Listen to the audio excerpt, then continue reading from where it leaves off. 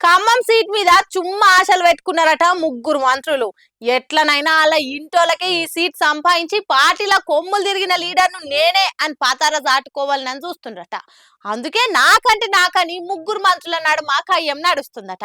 మళ్ళా ఎవరో ఆ ముగ్గురు అరుచుకుందాం చలో, ఇంకెందుకు లేటు. ఖమ్మం సీటు కాంగ్రెస్ ఇప్పుడు హాట్ సీట్ అయ్యింది. కాంగ్రెస్ హైకమాండోలకు పొగలు కక్కిస్తుందట. ముగ్గురు మంత్రులు మా ఇంటోళ్ళకే సీట్ ఇయ్యాలనని మంకు పట్టుకొని ఉన్నారట. ఈ పీఠముడిని దెంపలేక అధిష్టానమోలు నెత్తిగొట్టుకుంటురట. డిప్యూటీ సీఎం బట్టిసారు మా ఇంటామె నందనీకే ఇయ్యాలనని జిద్దు పట్టు మీద ఉన్నాడు. అటు పొంగిలేట అలా తమ్ముడు ప్రసాద్ రెడ్డికే ఇయ్యాలని గట్టు పట్టు పట్టిండు. ఇక తుమ్మల సారేమో కొడుకు యుగంధర్ కు సీట్ ఇవ్వాల్సిందే అని బెట్టు చేస్తుండట. ఈ ముగ్గురిని సంధాయించలేక హైకమాండోలు బేజారైతురట. కరువుమంటే కప్ప కోపము, ఇడుమంటే పాము కోపం అన్నట్టున్నదట ఖమ్మం సీటు మీద కాంగ్రెస్ వాళ్ళ పరిస్థితి. అందుకే ఇవాళ మాపటించి దీపాదాస్ మున్షి ఇలా ముగ్గురుతోటి మీటింగ్ పెట్టి బుద్రకిచ్చే పనిలున్నాడట. మరి ఒకరిని కాదని ఇంకొకరికి సీట్ ఇస్తే నాకు దక్కంది ఎవరికి దక్కొద్దని అలవాటైన తీర్లా సొంత పాటోళ్ళనే ఓడిచ్చేతందుకు స్కెచ్లు వేసుకుంటారో, కలిసికట్టుగా పనిచేస్తామనుకుంటారో ఓట్లయినాక తెలుస్తుంది. అమ్మను మించి దైవం ఉన్నదా అని ఊకనే అనలే. తల్లి ప్రేమ గురించి ఎంత చెప్పుకున్నా తక్కువనే. ఆ దేవుడు కూడా తల్లి తర్వాతనే అని అంటారు. ఆమె కడుపు ఎండబెట్టుకునైనా సరే పిల్లల కడుపు నింపుతుందా అమ్మ.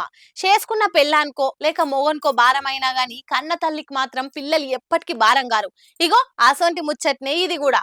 మంది విచిత్రంగా చూసినా సరే కడమ పిల్లల లెక్క నా కొడుకు కూడా మంచిగా చదువుకోవాలని గీ అమ్మ పడుతున్న ఆరాటం చూస్తే కళ్ళల్లో నీళ్లు తిరుగుతాయి. గీ అమ్మ పేరు పద్మ. నిర్మల్ చించోలీలుంటారు. ఈమెకి ఓ కొడుకున్నాడు. కొడుకు పేరు చరణ్. కొడుకు పుట్టిన ఏడాదికే ఇంటైన కాలం చేసిండు. బీడీలు చుట్టుకుంటా కొడుకుని నడుపుతుంది. ఆపత్లున్నోనికే ఇంకిన్ని బాధలన్నట్టు ఆ దేవుడు చూడుర్రి ఎంత పాపం చేసిండో.